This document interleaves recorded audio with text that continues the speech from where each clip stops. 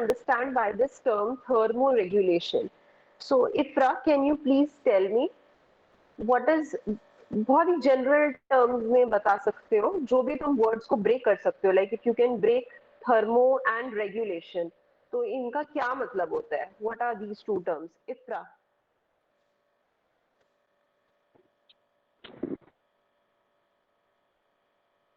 C we will have an Thermo means interactive type of temperature. Class, Ma'am, बेशक हम ma'am, लोग to regulate body temperature, okay that's right. So you know regulate का मतलब क्या होता है? What is the meaning of regulate? maintain, Maintain. ma'am, control करना equation. Just to control the बिल्कुल temperature बिल्कुल, or anything, to control anything, right? So thermo word refers to heat and regulate means to control. So it is basically a mechanism by which animals will regulate their body temperature. And therefore, you may see that thermoregulation is a part of homeostasis. We all know what is homeostasis, right? By now, we know that our body tries to maintain a balance. So whether it is in terms of temperature or in terms of pH or uh, several other things, right? There will be a homeostasis in our body. So thermoregulation is therefore a mechanism by which animals will try to maintain their body temperature. So for an example, I have listed here, we all know this thing that humans normal temperature, body temperature revolves around 37 degrees Celsius, and this temperature is measured using, means the most accurate temperature of the body is seen via rectal probe thermometer. So thermometer has to be inserted in the rectum. From there, the body temperature which comes out is actually the most accurate, but definitely we all use different other ways, like we put thermometer in our mouth or in the armpits and use this method. So our body temperature revolves around 37 degrees Celsius. So this was about humans, but we all know this thing that when we are using this term thermoregulation, so animals are there which regulate their body temperature, but some of the animals are unable to regulate their body temperature. Yes, you agree with me? There are Yes, several ma'am. animals which they cannot regulate their body temperature. So the question here is then how would they deal with these temperature extremes? And this is what we have to study in this topic. Is it okay? So basically in this topic we will see that okay, we have different mechanisms of regulating our body. Probably you know also, you can name. If like ask, okay, Ashutosh, can I ask you? In general, अभी हमने कुछ पढ़ा नहीं है, मैंने अभी कुछ भी डिटेल में नहीं बताया, पर आशुतोष तुम बता सकते हो मुझे ह्यूमंस में अगर हमें टेम्परेचर रेगुलेट करना होता है तो क्या तरीके होते हैं? Ashutosh, please mute your mic.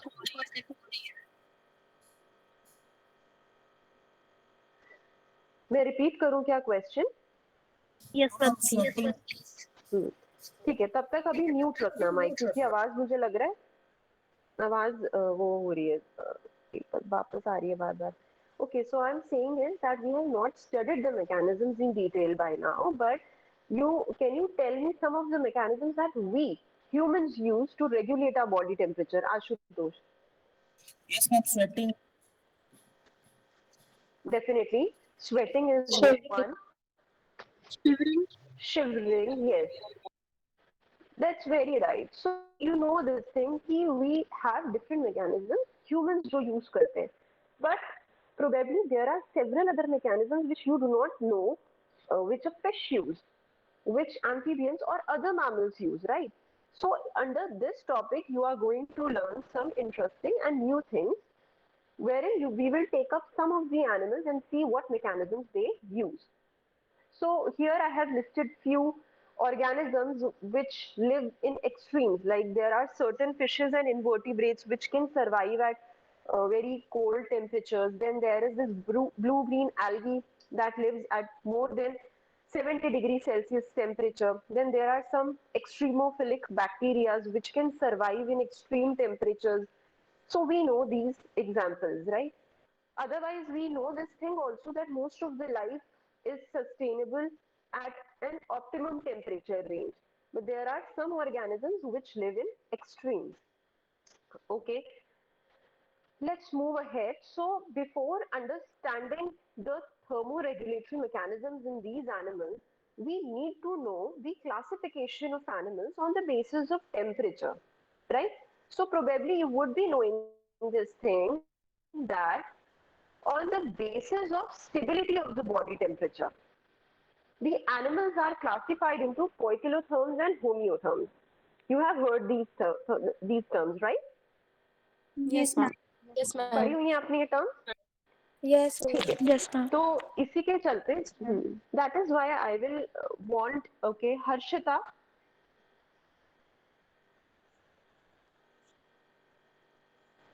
Yes, ma'am.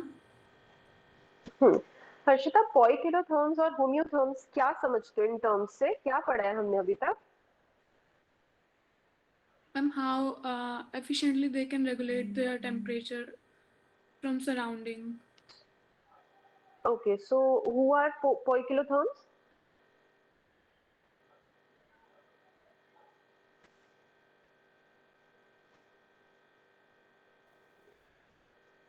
Okay Junair can you tell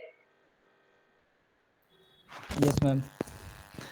please Ma'am, poikilotherms, they cannot regulate the body temperature with respect to environment. Amphibians, so reptiles. yes, so their body temperature keeps on changing depending on the environmental temperature. So we know this thing that their body temperature. So please pay attention if there is anyone who does not know this thing because these are very basic things. But I thought of taking up these things in the first class in order so that you may have some confidence कि आप क्या पढ़ने वाले हो थोड़ा background आपको पता होना चाहिए. So poikilotherms are those animals which cannot regulate their body temperature. So basically, इनका body temperature fluctuate करता है with the environmental temperature. जो भी बाहर temperature है वही उनके body का temperature होगा. Even this term poikilo refers to variable. So their body temperature will be variable because they are unable to maintain their body temperature. So we know this thing that these poikilotherms are also called as cold-blooded animals. You know this thing? Yes, ma'am. yes, ma'am. Yes, Yes. ma'am. All right. So, okay, Mukesh, can Yes, you ma'am. tell me why cold-blooded? ये कभी reason सोचा है cold-blooded क्यों बोल रहे हैं ठंडा खून ये क्या मतलब हुआ थोड़ा सा बताओगे मैम उन लोगों ने उनका टेम्परेचर वो एनवायरनमेंट के साथ वो चेंज होता रहता है एनवायरनमेंट में जैसा टेम्परेचर होता है वो उन लोगों का बॉडी का भी ऐसा टेम्परेचर होता है बिल्कुल तो इसके चलते cold-blooded ही क्यों दिया होगा नाम कुछ ऐसा कभी सोचा है ये क्यों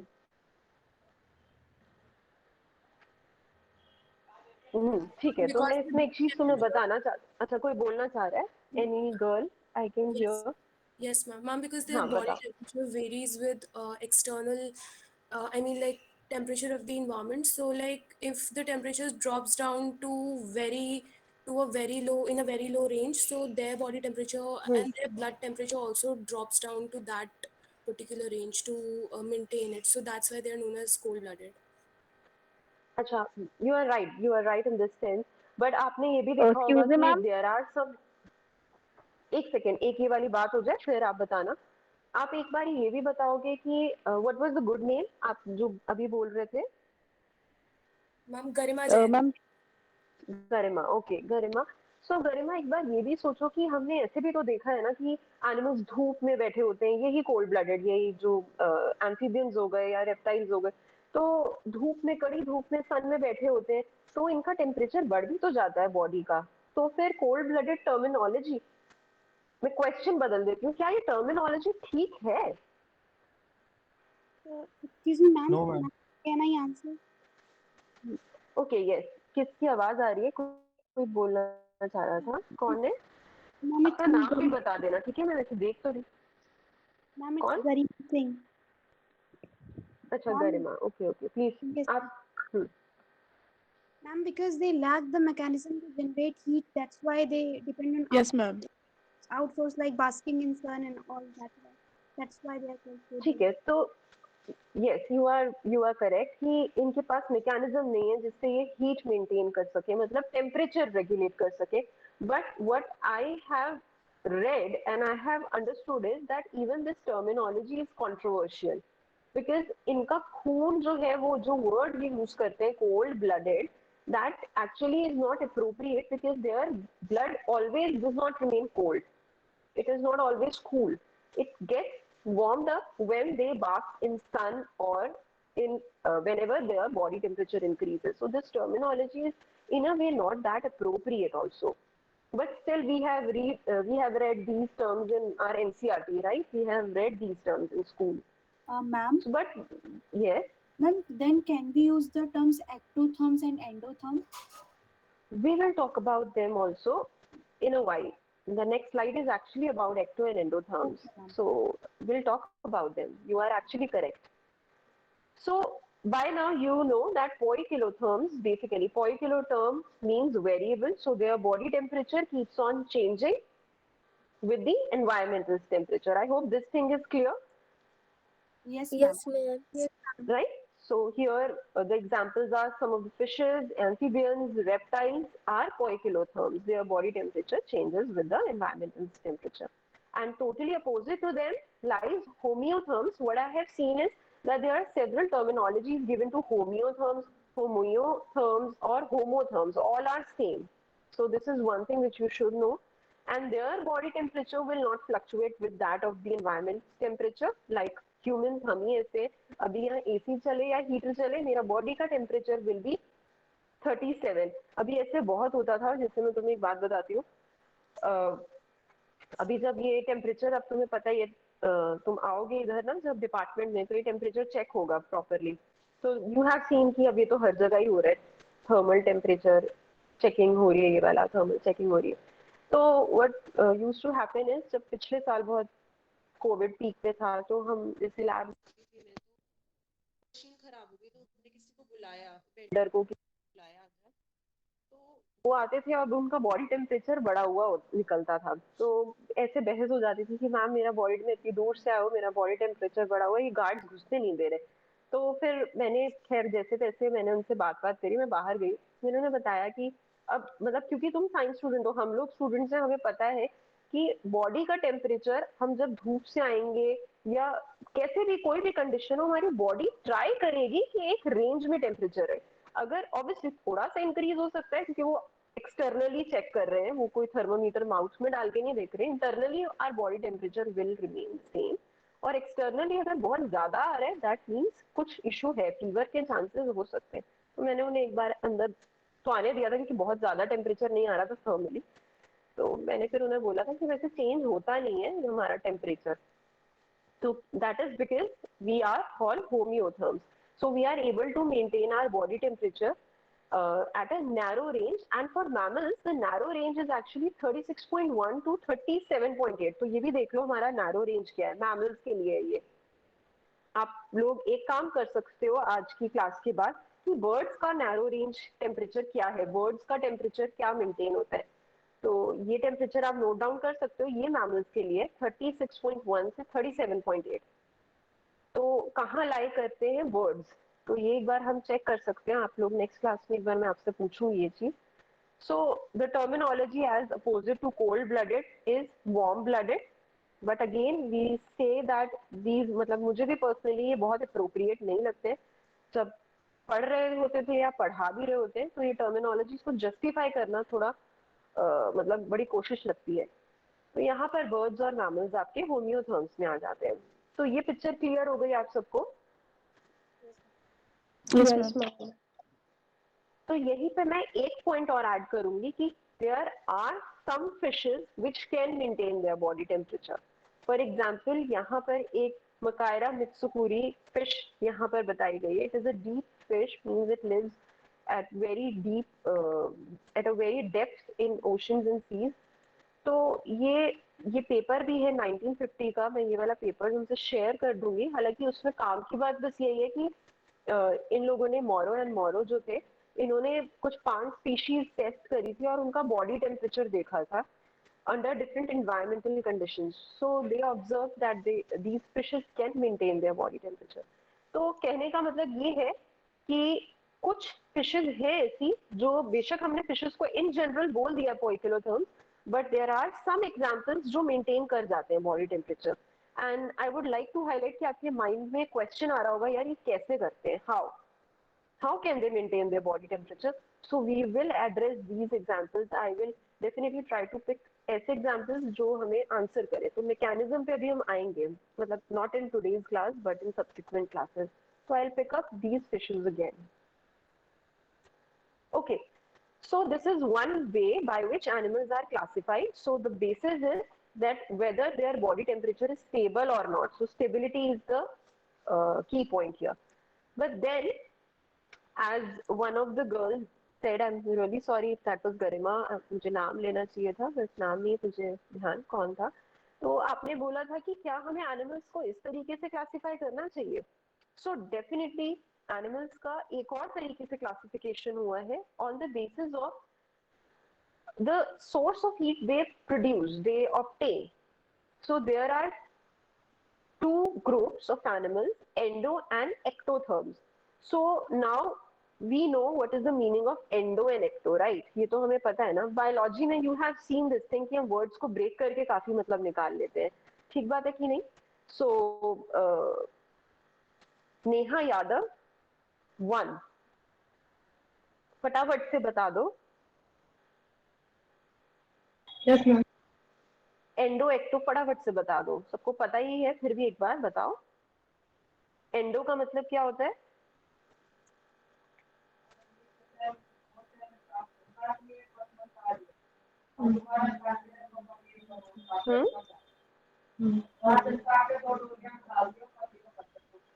नेहा नहीं समझ आया. बैकग्राउंड की तो आवाज आ रही है, पीछे क्या चल रहा है? तुम्हारी आवाज नहीं आ रही. एंडो मतलब और एक्टो मतलब फटाफट बताओ.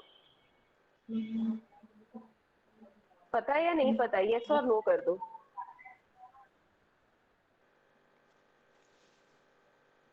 Okay, endo, we all know this thing that basically inside, endo refers to inside and ecto refers to outside, right? You have studied endothermic, ectothermic reactions. So reactions के context में endo मतलब होता था जब heat ली जा रही है, ectothermic means जब heat release हो रही है. यहाँ पर endo और ecto का मतलब we know this thing, endo means inside और ecto means outside, right? Okay. So on the basis of source of heat obtained,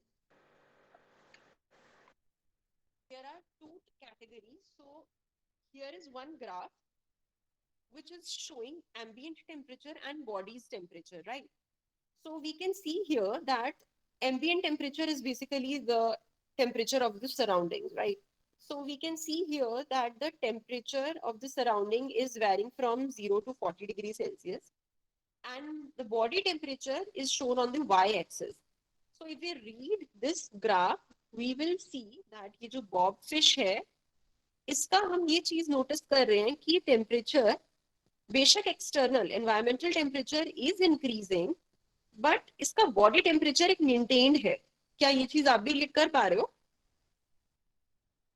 Yes, ma'am. Yes, ma'am. Yes, ma'am.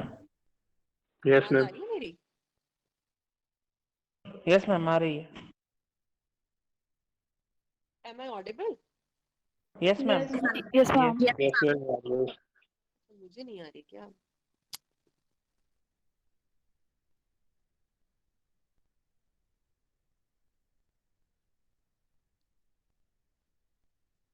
एक मिनट. क्या मैंने ये चीज तो देख ली, जितना भी टेक्नोलॉजी कर लो.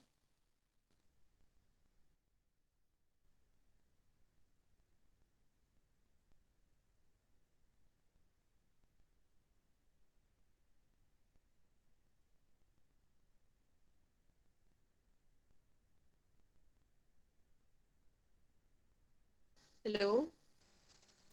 Yes, ma'am. You are Yes, ma'am. Yes. तो पहले भी आ रही थी आवाज मेरी? Yes, ma'am. आ रही थी. आ रही थी. ओके, तो तुम लोग भी ये ग्राफ रीड कर पा रहे हो, राइट?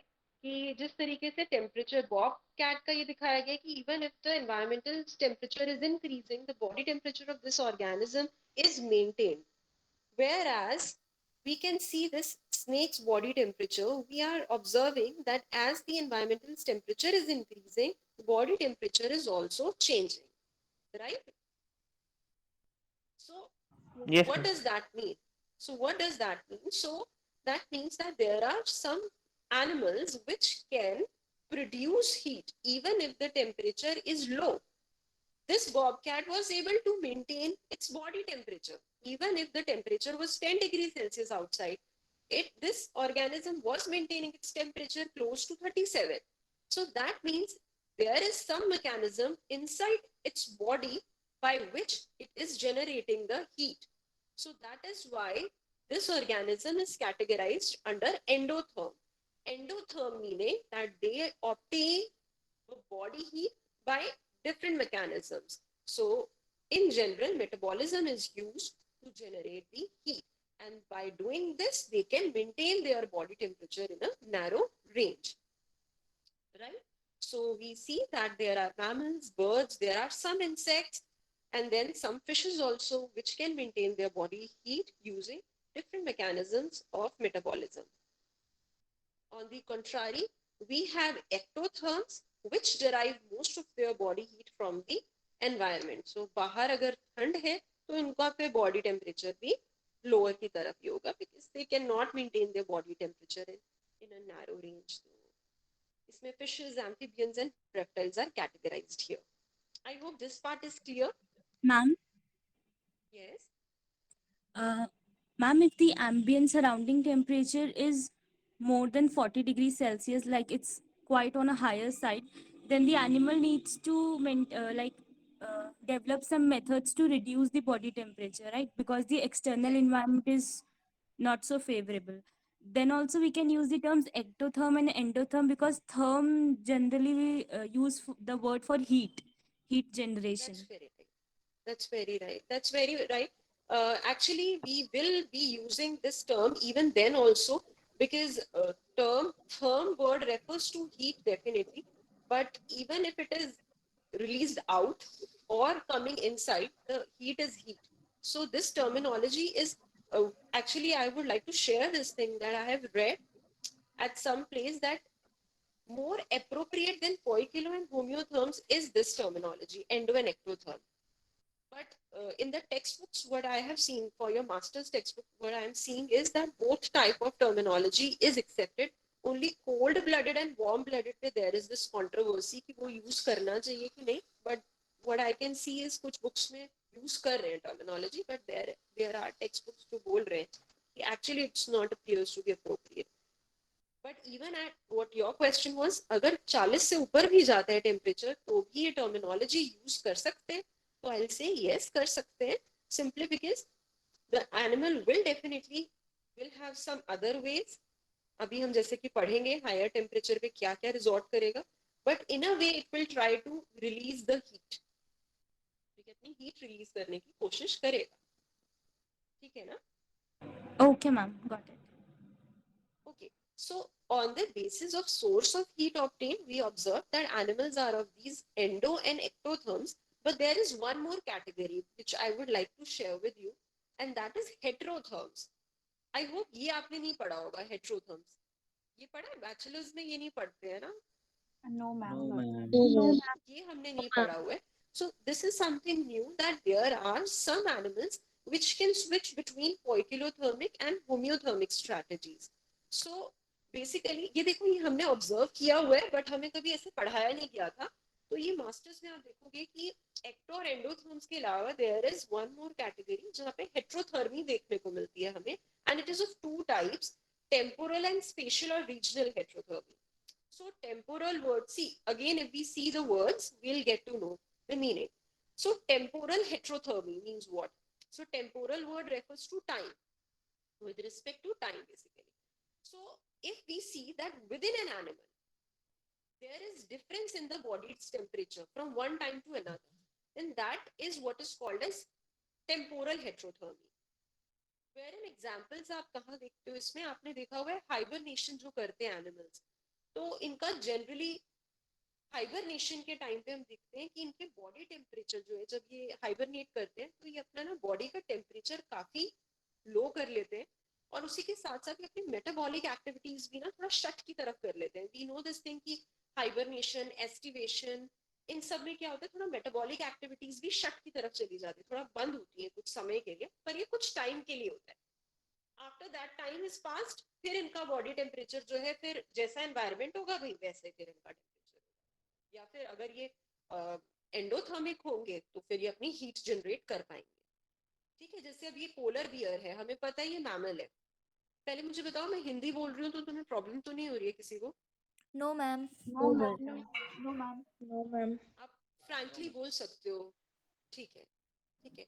तो हमें पता है ये चीज की पोलर बियर्स जो है they are endothermic, they can generate body heat. तो भाई इन्हें क्या टेंशन है, बाहर कितनी भी ठंड पड़ जाए मैकेनिज्म निकालें अपना, और ये करते भी हैं। देखो बहुत तरीके अभी हम पढ़ेंगे, ये बहुत तरीके से अपनी हीट जनरेट करते हैं। बट एक टाइम ऐसा आता है जब बहुत ठंड बढ़ जाती है तो इन्हें फिर हाइबरनेशन में जाना ही पड़ता है। उस टाइम पे फिर इनको अपना बॉडी टेम्परेचर मेंटेन ये नहीं कर पाते एंड देन दे शो हेटेरोथर्मी। अभी अपना टेम्परेचर भी गिरा देंगे, अपनी मेटाबॉलिक एक्टिविटीज भी कम करेंगे, तो फिर यहाँ पे ये काम नहीं कर पाते। ऐसी एक और एग्जांपल है ये ब्लैक टेल्ड प्रेरी डॉग्स का। ये भी क्या करते हैं, ये अपना बॉडी टेम्परेचर देखो, जब बहुत ठंड पड़ती है तो ये वैसे एक्टिव रहते हैं, ऐसा नहीं काम करेंगे, अपना पूरा एंडोथर्मिक है, हीट वीट जनरेट कर लेंगे। बट बीच बीच में इन्हें शट करना पड़ता है अपना मैकेनिज्म। तो उस टाइम पे ये अपना बॉडी टेम्परेचर भी गिरा देते हैं एंड देन इनकी मेटाबॉलिक एक्टिविटी भी रिस्ट्रिक्ट हो जाती है। फिर वापस से सर्दी में फिर से एक्टिव हो जाएंगे, फिर ये मतलब कह लो कि एक्टिव फिर रेस्ट ले लेते हैं, बीच बीच में एक्टिव फिर ये रेस्ट लेते हैं। तो ये कुछ ऐसे एनिमल्स हैं जो टेम्पोरल हेटेरोथर्मी शो करते हैं। तो मतलब even if they are homeothermic but they switch to the environmental temperature, ठंड है तो फिर इनका टेम्परेचर वैसा हो जाएगा। Is this part clear? Yes, ma'am. Yes, ma'am. Okay.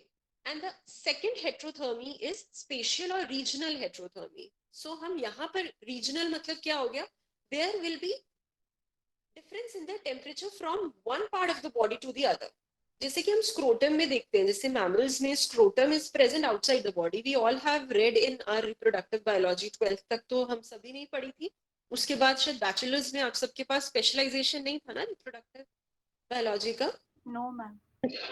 सबके पास नहीं था, यहाँ पर स्विचिंग हो जाती है। ठीक है, तो पर हम सबको इतना तो पता है कि देयर आर सम मैमल्स जिनमें मतलब मोस्ट ऑफ द मैमल्स में स्क्रोटम जो है वो बाहर होता है, एब्डोमेन के बाहर होता है। कुछ मैमल्स हैं जिनमें इंट्राएब्डोमिनल होता है स्क्रोटम।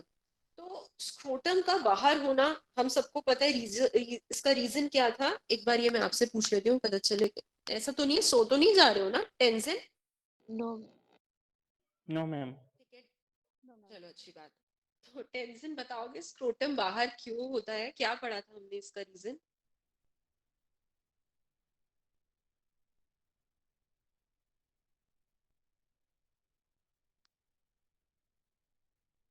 ओके विवेक, आप बता सकते हो?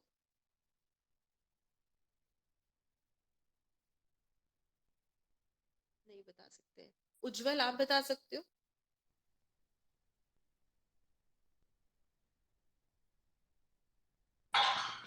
मैम क्वेश्चन एक बार फिर से बोल। क्वेश्चन तो मैं एक बार बोल दूंगी, पर मुझे एक बात बताओ कि देखो यार, वैसे तो मैं क्वेश्चन ऐसे पूछ रही हूँ जैसे दुकान पे जाते हैं हम, तो तुमने वो चीज देखी है ना कि हम पूछते हैं दुकानदार से कि ये मास्क जो है क्या ये भैया मतलब अच्छी क्वालिटी का है। तो हम एक ऐसा क्वेश्चन पूछ रहे होते हैं जिसका हमें पता है आंसर, वो क्या बोलेगा? ये तो नहीं बोलेगा नहीं मैम मैं आपको एक सच बात बताऊं, क्वालिटी तो अच्छी नहीं है पर आप फिर भी इसे खरीद लो। We know the answer. तो मैं वैसे ही क्वेश्चन तुमसे पूछ रही हूँ, तुम सभी से। तुम लोग देखो जवाब नहीं दे रहे होते हो बीच बीच में। नेटवर्क प्रॉब्लम देखो मैं समझ सकती हूँ, हर किसी की तो नहीं होगी ना, लेकिन नेटवर्क प्रॉब्लम आज तो खैर फर्स्ट क्लास ही हो, तुम लोग आंसर्स दे रहे हो, बट कुछ बच्चे जैसे दोबारा क्वेश्चन बोलना, इसका मतलब क्या है कि क्या सो गए थे बीच में? क्या तुमने नहीं सुना मैंने क्या बोला? या फिर जो बच्चे अपना माइक ही नहीं ऑन कर रहे, उज्जवल टेंजिन, क्या आप लोग ऑन करके चले जा रहे हो? Just you are here for the attendance?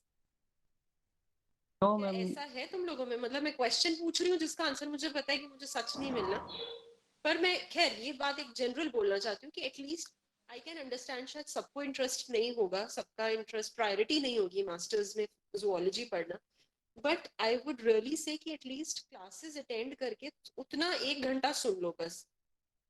ठीक है, तो ये रिक्वेस्ट रहेगी मेरी, बाकी तो जैसे आपको ठीक लगे आप ऐसा कर सकते हो, उसमें कोई इशू नहीं है। खैर अच्छा, आप क्वेश्चन रिपीट करने के लिए बोल रहे थे विवेक? हाँ जी। Ma'am, actually there are two tangents, so I didn't know which one you are asking. बेटा आप ही बोल देते, टेंजिन नॉर्डर्न से वैसे मैं पूछना चाह रही थी, पर खैर आप भी बोल देते तो कोई इशू नहीं था. Okay, खैर the okay, yeah. So the question was, let me say this thing, that why is scrotum present outside the body in case of mammals? This was the question. And Tenzin, would you like to answer? Yes, ma'am. Which tangent? आप ही बेटे, आप ही. Yes, ma'am. Tenzin बोल नहीं रही है. हाँ जी. Yeah. बताओ answer.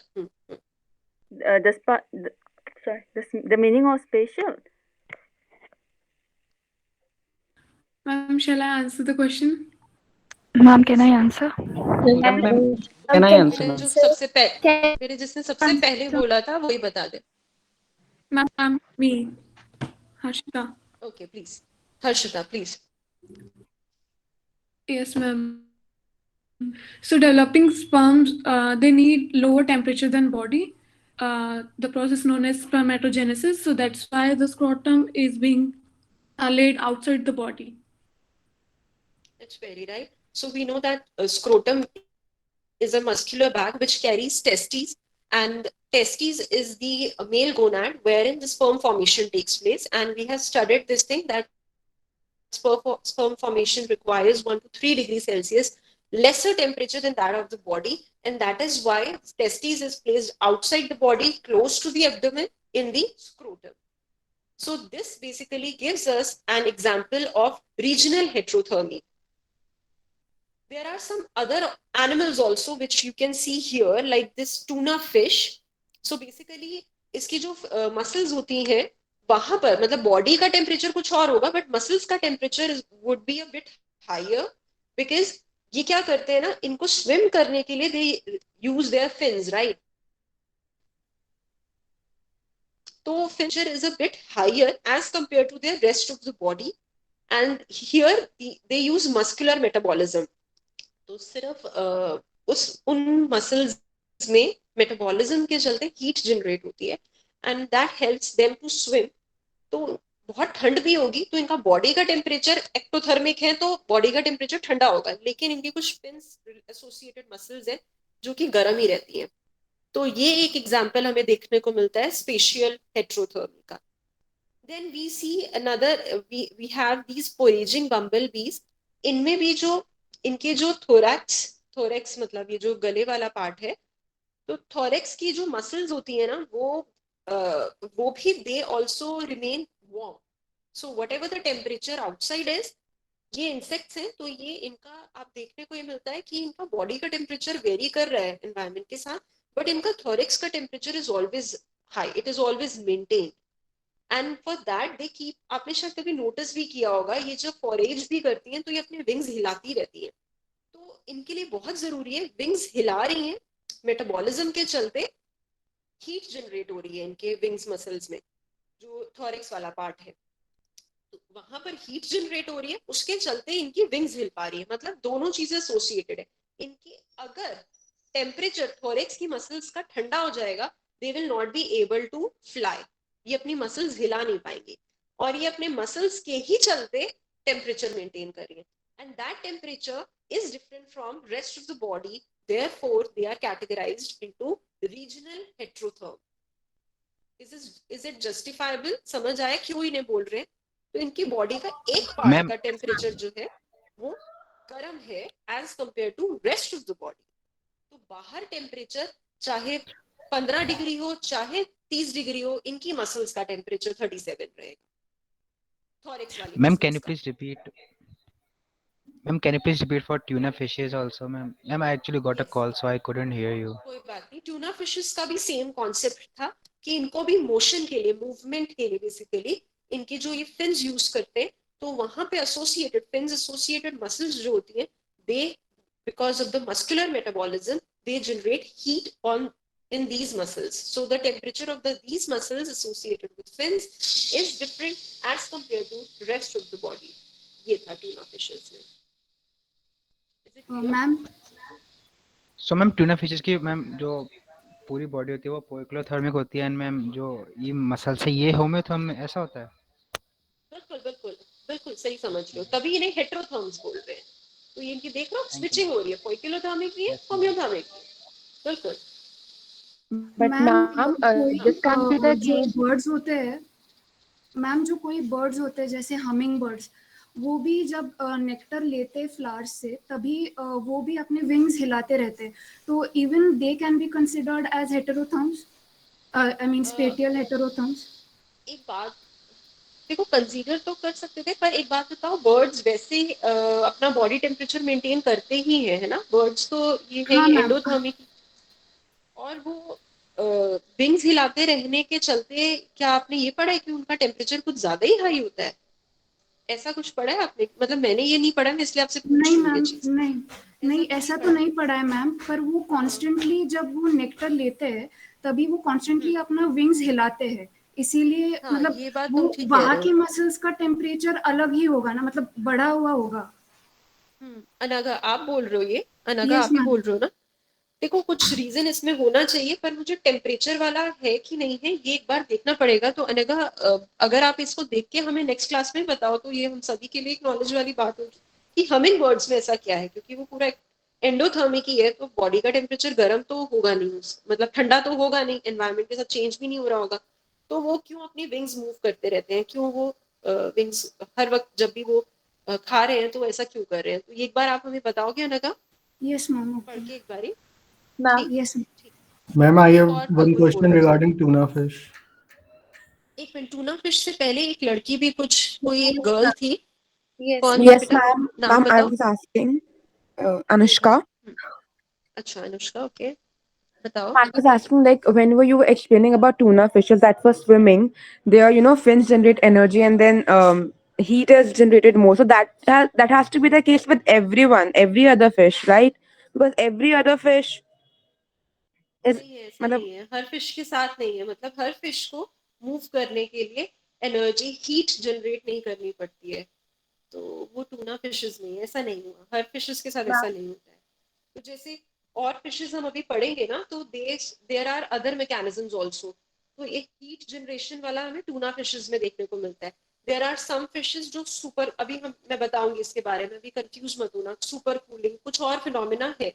तो मतलब क्योंकि इतनी वेरिएबिलिटी है एनिमल्स में, तो सेम मैकेनिज्म सब में नहीं देखने को मिला है। सो टूना फिशेस में ये चीज हमने देखी है, but not in other fishes. तो कुछ ग्रुप है जिसमें डिफरेंट मैकेनिज्म होगा, वो भी हम पढ़ेंगे। Ma'am, ठीक है। actually, I've heard that tuna fishes they travel very fast. That's why they require a lot of energy. Yes, ma'am, उन्हें So चीता बोलते हैं water का. I had a question regarding that कि मैम इसलिए उनको heat maintain करना पड़ता है because they are very fast, so in compared to normal fishes. okay, okay, so you see, यहाँ पे हमें आंसर मिल गया। That's right. Ma'am, तब करते हैं। बताओ। ma'am, body balance could be a reason for constantly waving wings in case of hummingbirds, I think.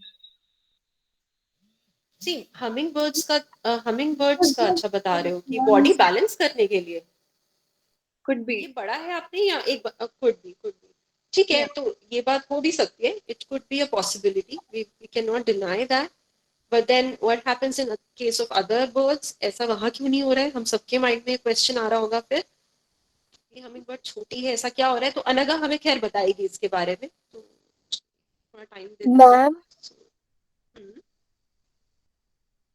बोलो, कौन है? मैम मैम अरीना बताओ ma'am, Arina. can we consider foxes under temporal heterothermy?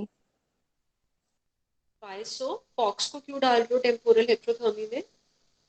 Ma'am, in winter they are completely under feathers, but in summers they shed off their feathers. तो ये तो एक mechanism हो गया ना, हीट को और कोल्ड को डील करने का, ऐसा फिर इसको हेटेरोथर्मी में हम क्यों बोले? हेटेरोथर्मी देखो बॉडी टेम्परेचर से रिलेट कर रहे हैं हम, ये तो मैकेनिज्म्स में हो गया। अब जैसे अब मैं ठंड में बैठी हूँ, मैं शिवर कर रही हूँ, पर मैं गर्मी में हूँ तो मुझे पसीना आ रहा है, तो ये तो हेटेरोथर्मी नहीं हुई ना। हेटेरोथर्मी मतलब inside the bodies temperature should very, तो फिर ये तो एक मैकेनिज्म हो गया। बाल है, ठंड से बचा रहे हैं, गर्मी हो रही है तो वो शेड कर दे रहे हैं। ठीक है अरीना? Okay, ma'am.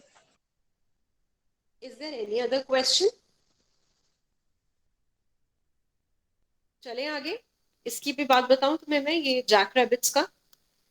ओके, तो तुम यहाँ पे देख रहे होगे ये जैक रैबिट्स जो है ये बेसिकली, ईयर्स में उनके ईयर वेस्क्यूलर होते हैं।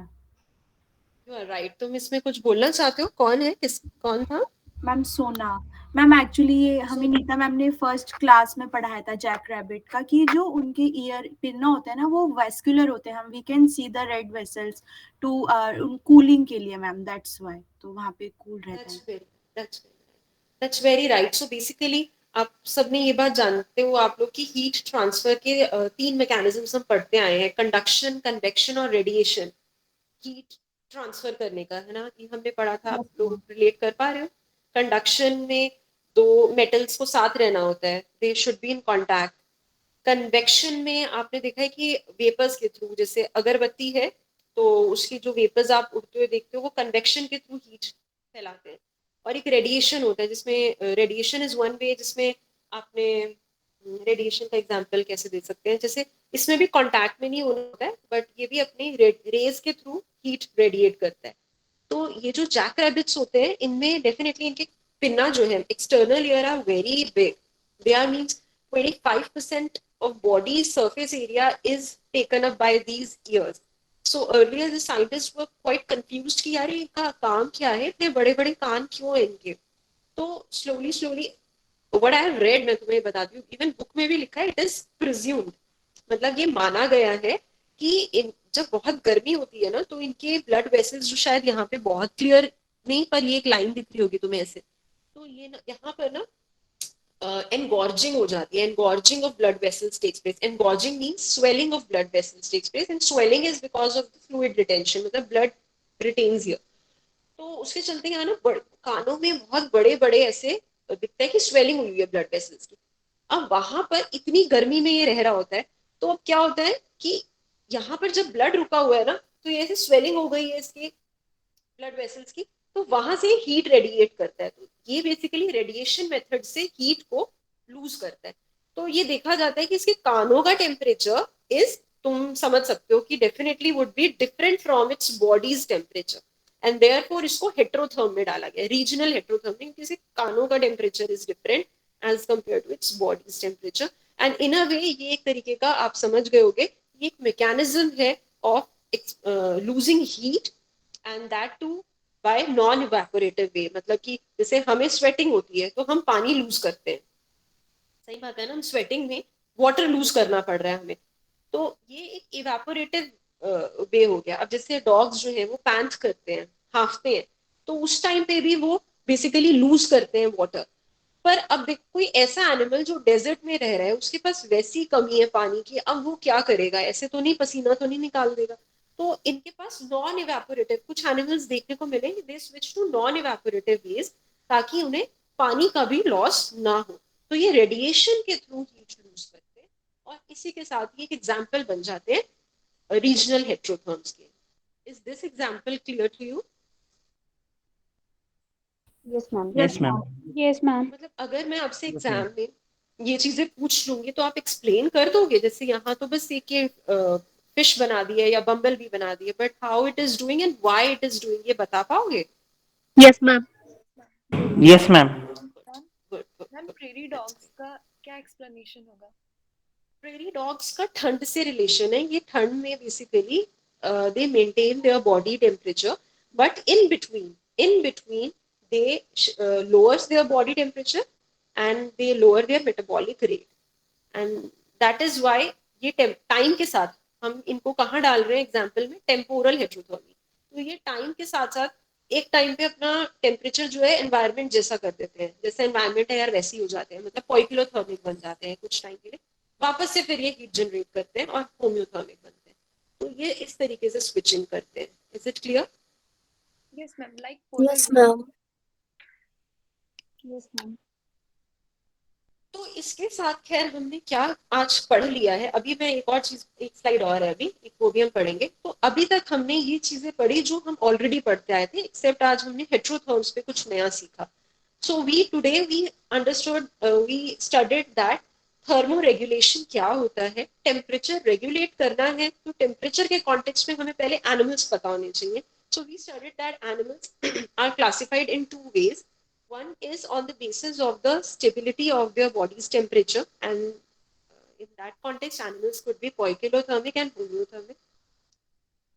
And then there is another way by which animals can be classified on the basis of the source of heat they acquire, they obtain.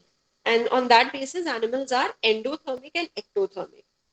Then there is one more category called heterothermic animals, which shows switching between poikilo and homeothermic strategies. And heterothermy is of two types, temporal and spatial or regional heterothermy. We studied some examples. So इतना part clear है आप सबको? Yes, ma'am. Yes, ma'am. Yes, ma'am.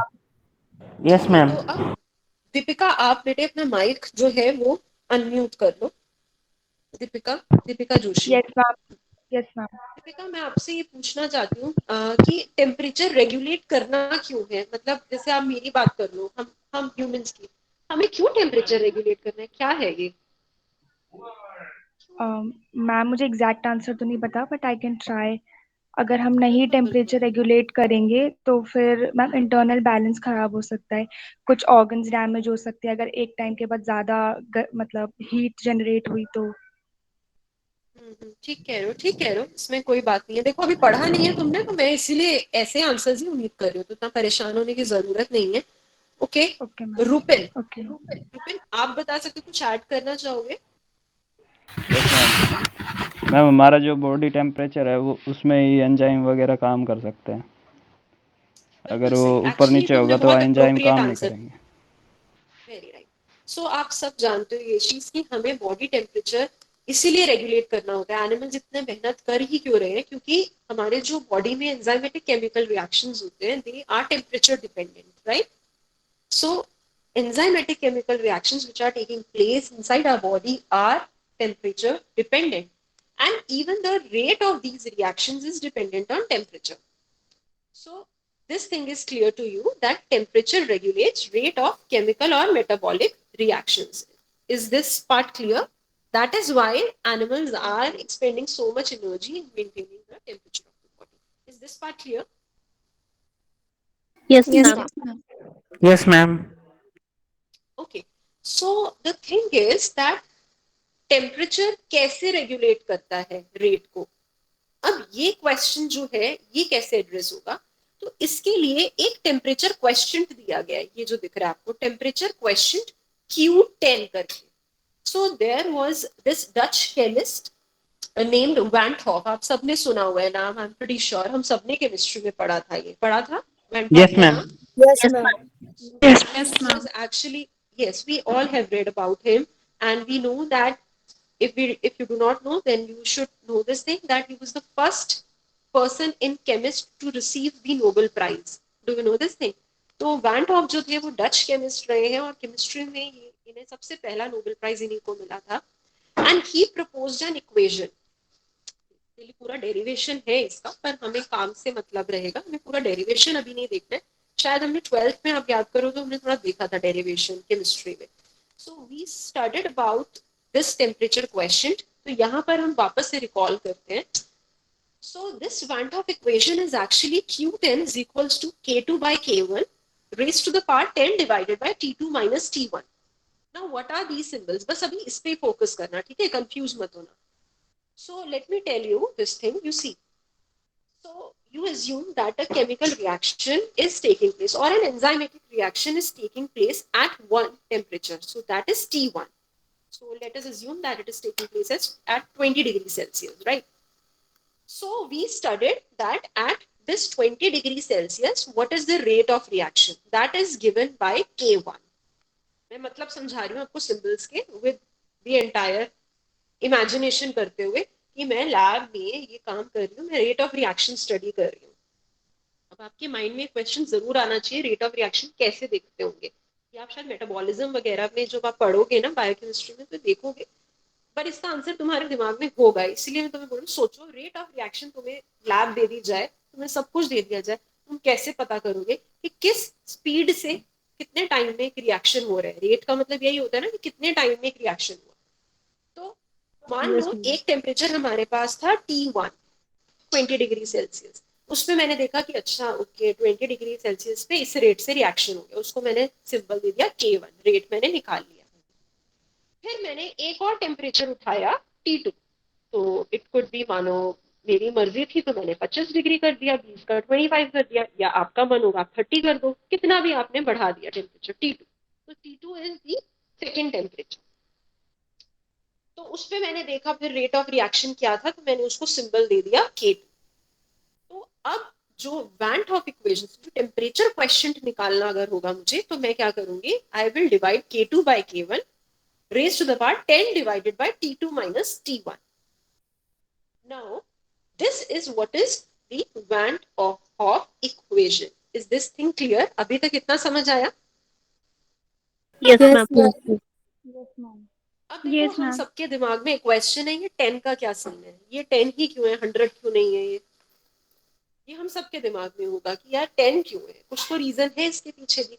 तो देखो, what you will see in books, it is written that 10 is actually a standard span. So it is, you see, arbitrarily 10 was considered the temperature. That is why it is said as 10. But when I have read the things, I have also got to know, and this is quite interesting, that the physiological processes, for example, metabolism, growth, and locomotion, you see this second part सिर्फ focus करोगे, तो क्या देखा गया ना, ध्यान से सुनना, जब टेम्परेचर 10 डिग्रीज इंक्रीज किया जाता है ना, तो ये देखा गया है इन जनरल कि रेट ऑफ रिएक्शन डबल हो जाता है। क्या हो जाता है? रेट ऑफ रिएक्शन क्या हो जाता है? डबल हो जाता है। सुन रहे हो मेरी बात, में क्या बोल रही हूँ? कि मतलब Yes, ma'am. अगर एक रेट ऑफ रिएक्शन, समझ आ रही है बात में? थोड़ा दिमाग में लाने की कोशिश करो कि ये most of the metabolic experiments किए गए लेबोरेटरी में, और ये देखा गया कि जब टेम्परेचर को 10 डिग्री इंक्रीज करते हैं तो रेट ऑफ रिएक्शन डबल हो जाता है, फिर 10 डिग्री इंक्रीज करते हैं डबल हो जाता है। ऑब्वियसली एक टेम्परेचर लिमिट ही होगी इसकी, ये नहीं कि 100 डिग्री पे कर देंगे तो भी अच्छा डबल होता जाएगा, ऐसा नहीं होगा, हमारी बॉडी की कोई लिमिट है। पर एक रेंज तक 10-10 डिग्री जब टेम्परेचर बढ़ाया गया ना, तो रेट ऑफ रिएक्शन डबल हो गया। एक बात बताओ, क्या तुम्हारी क्लास है 12:15 से? मैम 12:30 से 12:30 को है। ठीक है, मैं बस 2 मिनट में तुम्हें फ्री कर रही हूँ। So that is why this 10 was proposed. Is this thing clear? तो यहाँ पर देखो, मैंने तुम्हें यही चीज यहाँ पर बताई है कि अगर T2 minus T1 10 हो जाए, तो तुम्हें भी पता है 10 divided by 10 हो जाएगा, तो आंसर क्या आएगा? K2 by K1। तो Q10 simplified version में K2 by K1, मतलब rate of reaction at second temperature divided by rate of reaction at the first temperature. Then the temperature question become Q10 equivalent to K2 by K1. तो अब आप सोचोगे कि ma'am थोड़ा Q10 बता ही दीजिए, कुछ जो ऑलरेडी किए हुए एक्सपेरिमेंट्स अब आप तो नहीं कर रहे हो।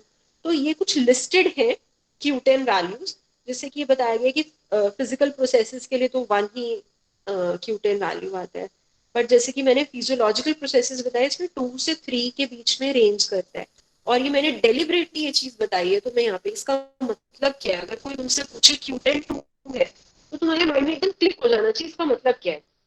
Q10 2 होने का मतलब क्या हुआ कि rate of metabolic reaction at T+10, मतलब 10 डिग्री ज्यादा टेम्परेचर पे डबल है as compare to T degree Celsius. क्या ये बात समझ आ रही है? Yes, ma'am. बस Q10 वैल्यू देखो, ऐसा अगर तुम्हें कभी क्वेश्चन आ जाए कि Q10 वैल्यू, एक रिएक्शन था कोई भी, जैसे ये एग एल्ब्यूमिन कोएगुलेट हो रहा है, 635 है, तो इसका मतलब क्या है? इसका मतलब है कि जब 10 डिग्री सेल्सियस टेम्परेचर बढ़ाया जा रहा है, तो rate of reaction is increasing by 635 times. You get this thing? Yes, ma'am. Yes, ma'am. Yes, ma'am. Ma'am, can you please repeat this one? What I'm 635. saying is that if someone gives me this value, if a question comes to me that एक कोई भी reaction हुआ है, उसमें Q10 value 635 है, तो what does that mean? अगर मुझसे कोई पूछेगा तो मैं क्या बताऊंगी कि अगर 10 डिग्री टेम्परेचर, Q10 वैल्यू है ना ये, तो अगर 10 डिग्री टेम्परेचर बढ़ा देंगे तो rate of reaction will increase by 635 times. तभी मैंने ये डेलिबरेटली 2 वाली बात यहाँ पर रखी है। The rate of metabolic reactions at T+10 temperature is usually double than the rate of reaction at 40 degrees Celsius. Is this part clear? Yes, Yes, ma'am. ठीक है, तो आज की क्लास में हमने ये पढ़ा कि किस तरीके what is thermoregulation, how are animals classified on the basis of temperature, and lastly, why is thermoregulation important? And if it is important, then how can we measure the rate of metabolic reactions dependency on the temperature? So we observed that there is this Van 't Hoff equation proposed by this Dutch chemist, and he proposed a temperature quotient, and using the given equation, we can find out that how is temperature regulating rate of any chemical reaction. Is this part clear till now? Yes, ma'am. Yes, ma'am. Yes. Yes, ma'am. All right. If you have, अभी आप इसको पढ़ोगे अपने level पे, अगर आपको कोई problem आती है, you can mail me. आप मुझे मेल कर देना कोई भी प्रॉब्लम अगर आती है तो.